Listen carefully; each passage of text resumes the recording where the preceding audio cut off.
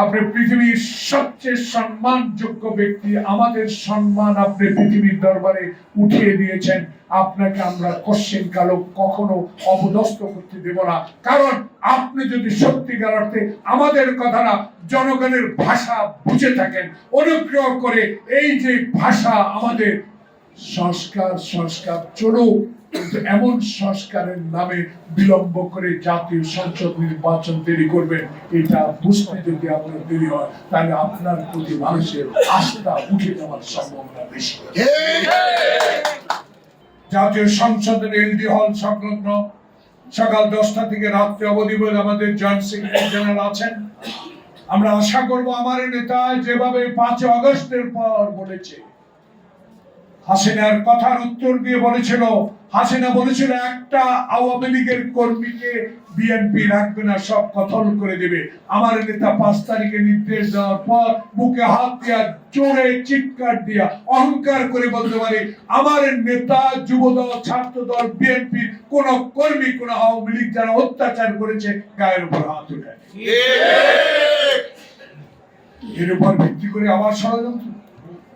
যারা পরাজিত শক্তি, আমরা সম্মান করে কথা বলতে জানি, কিন্তু হাটে হাড়ি ভেঙে দেব।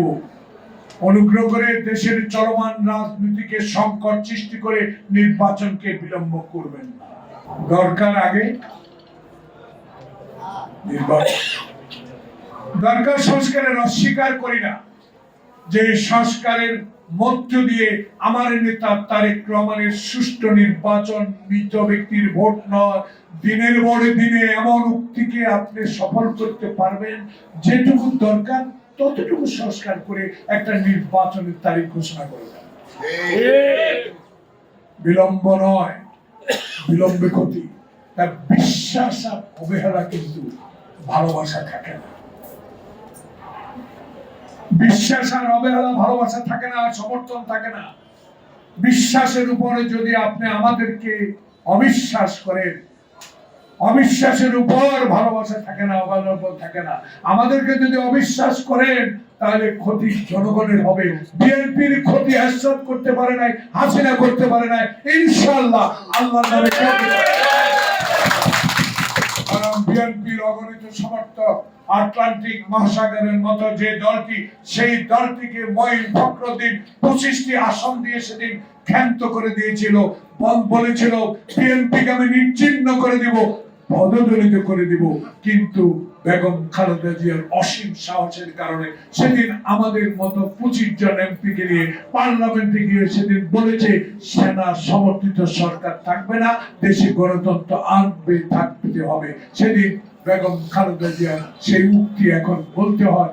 সেনাবাহিনীর সাবেক সেনাপ্রধান মঈন ফখরুদ্দিন বহু চেষ্টা করেছিল কিংস পার্টি তৈরি করে বেগম জিয়ার দলকে বিচ্ছিন্ন করে দিবে। তারেক রহমানকে জীবন বাংলাদেশে আর আসতে দেবে না। আল্লাহর কি রহমত, হাসিনা তুমি মোদির দুটির তলে, আর বেগম খালেদা জিয়া লন্ডনে। এটা হলো আমার নেতা কর্মী আব্দুল সালামের মতো নেতা কর্মীদের যে শক্তি, যে মনোবল, যে সাহস, সেই সাহসের মূল হলো আজকের এই সরকার। তাই সরকারকে আমরা বিনয়ের সহিত অনুরোধ করব, কান কথা নয়, আবল তাবল কথা নয়। ডেভিল হান্ট করছেন, বড় শয়তান এখনো ধরা হয়নি। যারা বড় শয়তান 2014 সালে যদি এই বড় শয়তানের নির্বাচনে কেউ কেউ অংশগ্রহণ না করতেন, শেখ হাসিনা সেদিনে বিদায়। তাহলে 2014, 2018 আমরা নির্বাচনে গিয়েছিলাম, বিশ্বাস করছি,